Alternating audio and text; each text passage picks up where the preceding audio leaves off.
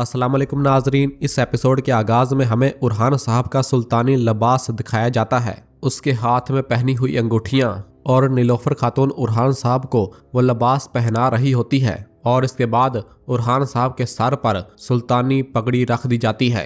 उरहान साहब को इस लिबास में देखकर नीलोफर बहुत खुश हो रही होती है और फिर कहती, जो कुछ मैंने तुम्हारी आंखों में देखा है वो आज तमाम दुनिया पर ज़ाहिर हो जाएगा, लेकिन इनमें से किसी को भी इस कदर की तवक्को नहीं थी। उरहान साहब कहते, आज से सब कुछ बहुत मुख्तलिफ होगा नीलोफर, रास्ते मजीद सख्त और कांटेदार होंगे, लेकिन हम इस वक्त तक नहीं रुकेंगे जब तक कि हम पूरी दुनिया में फैल नहीं जाते। अल्लाह हमें शर्मिंदगी से बचाए। नीलोफर कहती, आमीन। इधर बाहर दरसून अपनी घोड़ी के पास खड़ा हुआ होता है और उससे कह रहा होता है, मैं फंस गया, तुम बताओ बेटी मैं क्या करूं। इस दौरान पीछे से हलीमा आ जाती है और कहती, ऐसा लगता है कि सिपाही का खिताब तुम्हारे लिए मुश्किल हो गया है। हाँ देखो, तुम मेरी बेटी से शिकायत कर रही हो। यह सुनकर दरसून घोड़ी से कहता, क्या तुम सुन रही हो? हलीमा खातून हमें नीचा दिखाती रहती है। हलीमा कहती, फिर यहाँ क्यों आए हो? दरसून कहता, क्योंकि मेरी परेशानियों की गवाह यहाँ है। जब मुझे प्यार हुआ तो ये मेरे साथ थी और अब मेरे सब्र की गवाह। तो हलीमा कहती, मेरे बाबा हमें बताया करते थे, जिनकी निस्बत से मेरा नाम लिया गया, मेरी दादी हलीमा खातून। इससे पहले कि वो मेरे दादा अर्तुगरल को अपनी मोहब्बत बताती, उन्होंने इनकी रूह के लिए दुआ की और इन दुआओं को गवाह बनाकर वो जो कुछ अपने हाथों से बुनती थी उसे उनकी तलवार पर रख देती थी, तावीज़ के नाम पर। हलीमा भी दरसून की तलवार के साथ उसी तरह का तावीज़ बांधने लग जाती है और कहती, उन्होंने कहा कि रास्ते में कभी पत्थर ना आए, सूरज की रोशनी आपको ना जलाए, आपको बारिश की सर्दी महसूस ना हो, पानी की तरह जाएं और कबीले में पानी की तरह वापस आएं।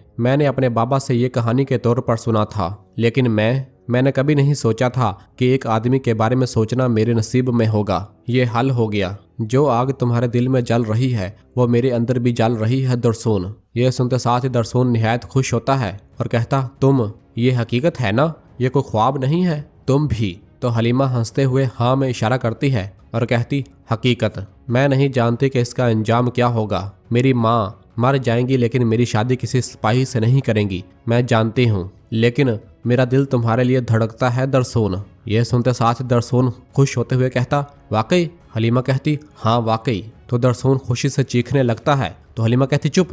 दरसून अपनी खुशी बामुश्किल कंट्रोल करता है और फिर घोड़ी को पकड़ते हुए कहता, क्या तुमने सुना अकीज़? तुमने सुना कि हलीमा खातून ने क्या कहा? हाँ? और बहुत ज़्यादा खुश होता है और कहता, मैंने तुमसे ये सुन लिया, अब मर भी जाऊं तो कोई गम नहीं होगा। हलीमा कहती, मौत नहीं है। और फिर उसकी तलवार उसे देते हुए कहती, अपनी तलवार को खुद से जुदा ना होने देना, अपनी जान को अहमियत देना, क्योंकि वो अब सिर्फ तुम्हारी नहीं है। और ये कहकर हलीमा वहां से चली जाती है, जबकि पीछे से दरसून बहुत ज्यादा खुश हो रहा होता है। और फिर इसके बाद हम देखते हैं कि काई कबीले के दाखिली दरवाजे पर ड्रम बजाने वाले ड्रम बजाते हैं और दमीरहान साहब अपने सिपाहियों के हमरा घोड़ों पर सवार हुए उस्मान साहब की दावत पर कबीले में दाखिल होते हैं। थोड़ा आगे शाहीन शाह साहब और अलाउद्दीन साहब उनके इस्तकबाल के लिए खड़े होते हैं। दमीरहान साहब अपने घोड़े से नीचे उतरते हैं और आगे बढ़ते हुए शाहीन शाह साहब के पास आकर कहते हैं, अस्सलाम वालेकुम। तो अलाउद्दीन साहब कहते, वालेकुम सलाम। शाहीन शाह साहब कहते, अजीम तुर्कमान सरदारान, हमारे कबीले में खुश आमदीद, जो तुर्कों का सर चश्मा और बेहतर कौमों की पनाहगाह है। इस पर सब शुक्रिया अदा करते हैं। और फिर दमीरहान साहब पूछते, उरहान साहब कहाँ हैं? क्या उन्होंने हमारे इस्तकबाल के लिए जहमत करना गवारा नहीं की शाहीन शाह साहब? तो अलाउद्दीन साहब कहते हैं, इस्तकबाल हमारा काम है और मेज़बानी उरहान साहब का काम है दमीरहान साहब। और फिर इसी दौरान शहजादी अस्पोर्चा और फ्लादियोस भी अपने घोड़ों पर सवार हुए कबीले में दाखिल होते हैं। अस्पोर्चा को देखते हुए दमीरहान पूछता, ये खातून कौन है? तो शहनशाह साहब कहते, शहनशाह की बेटी और एजनिक की नई गवर्नर अस्पोर्चा। तो दमीरहान साहब कहते, अस्पोर्चा खातून, इस दौर की चीनी लड़कियां दरअसल ये बाज़ंतीनी खवातीन हैं सरदारान, इनके चेहरों से धोखा मत खाना, ये जंगली चीते से भी बदतर हैं। और फिर अस्पोर्चा भी उनके पास आ जाती है। तो अलाउद्दीन साहब कहते, खुश आमदीद अस्पोर्चा खातून, उरहान साहब थोड़ी देर में तशरीफ़ लाएंगे। और फिर दमीरहान कहता, अस्पोर्चा खातून, आपसे यहाँ मुतारफ़ होना हमारी किस्मत में था, आप एजनिक की गवर्नर बन गई हैं, मुबारक हो। तो शहजादी कहती, दमीरहान साहब, बाज़ंतीनी जहाज़ों का डरावना ख्वाब, मेरे फ़र्ज़ में बाज़ंतीनी रियासत की भलाई है, लेकिन यकीनन ये आपके लिए ज़्यादा भलाई का बायस नहीं होगा। इस पर दमीरहान साहब खामोश हो जाते हैं और फिर शहनशाह साहब फौरन कहते, आइए खेमे के सामने चलते हैं, और उन्हें लेकर सरदारी खेमे की जानब बढ़ते हैं। जबकि इधर दैफने खातून शहजादी अस्पोर्चा के खेमे में दाखिल होती है और सेब उसके हाथ में पकड़े हुए होते हैं। वो सेब खाती है और चारों अतराफ देखती है, और इसके बाद वो सेब की प्लेट मेज पर जाकर रख देती है और फिर जहर की शीशी निकालती है और उस जहर को उन सेब के ऊपर छिड़का देती है, और फिर खड़ी होती है और कहती, अलविदा अस्पोर्चा, और खुशी खुशी खेमे से रवाना हो जाती है। और फिर इधर फ्लादियोस अपना घोड़ा बांधने के लिए एक तरफ आता है, और अभी वो घोड़ा बांध ही रहा होता है किसी दौरान यगीत वहां से गुजर रहा होता है और उसका पीछा करते हुए उसकी जानब आता है। फ्लादियोस उससे कहता, मैं जानता था कि तुम आओगे, लगता है सगोत में खाई गई मार से तुम्हें अकल नहीं आई सरदारजादे, जो तुम मेरा पीछा कर रहे हो, है ना। यह सुनकर यगीत फ्लादियोस के पास आता है और कहता, चलो अपना नामुकम्मल हिसाब पूरा कर लेते हैं, और एक जोरदार मुक्का फ्लादियोस को दे मारता है। तो जवाबन फ्लादियोस भी एक जोरदार मुक्का यगीत को मारता है और वो गुत्थम गुत्था होने ही लगते हैं। किसी दौरान फातिमा खातून वहां आ जाती है और फ्लादियोस को पुकारते हुए कहती, फ्लादियोस, और उसके पास आती है, जबकि दैफने खातून भी छुपकर उसे देखने लग जाती है। फातिमा फ्लादियोस से कहती, ये कैसी जुर्रत है, तुम्हें क्या लगता है कि तुम क्या कर रहे हो? तुम काई कबीले के एक सरदार के बेटे को कैसे मार सकते हो, और वो भी मेरे मंगेतर को? यह सुनते साथ ही यगीत एकदम हैरानगी के साथ फातिमा की जानब देखता है,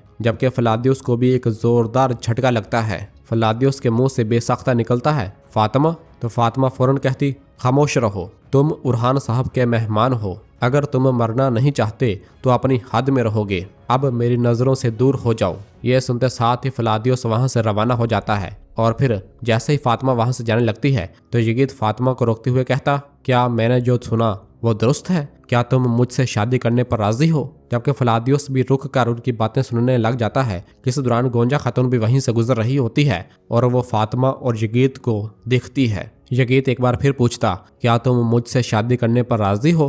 तो फातिमा थोड़ी देर सोचने के बाद और फ्लादियोस की जानब देखने के बाद कहती है, हाँ मैं राजी हूँ। जबकि गोंजा भी छुपकर ये सुन रही होती है। फातिमा कहती, अपने बाबा और माँ से बात कर लो, और ये कहकर वहां से चली जाती है। जबकि पीछे से यगीत बहुत ज्यादा खुश होता है और फ्लादियोस भी वहां से चला जाता है। ये मंजर देखकर गोंजा को भी एक झटका लगता है और वो कहती है, फातिमा।